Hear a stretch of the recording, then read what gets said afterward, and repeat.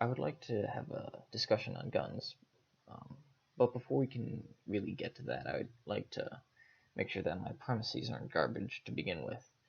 I'm currently of the camp that would like to see less guns in the system. However, I'd be willing to change my position if anyone is willing to engage me. Now, I think it's useful to begin talking about Australia and the UK, where they both banned guns in the year 1996.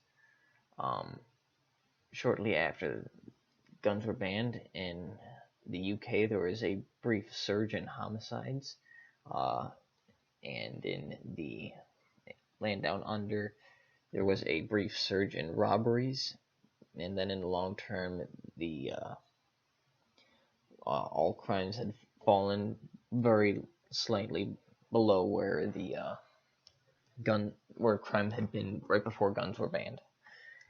So overall, I would say that banning guns would not have any major effect on the usual crimes like homicide, robbery, and assault.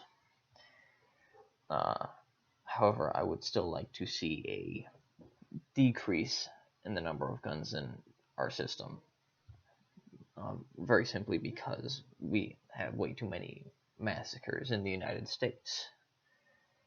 Now, I understand there's other ways, mechanism. I know there's other mechanisms for which massacres can take place, like arsons and stabbings and axes and being Muslim. But as of July 25th, 2016, there have been about 280 people killed in mass shootings and 836 people injured in mass shootings since the new year of 2016. Now, I don't think that Australia or the UK would be very good for comparing with the United States, simply because there's just no point in history where there's that number of mass shootings or any kind of massacre. Uh, but for those of you who would like to keep their guns, I would like an answer to the following question.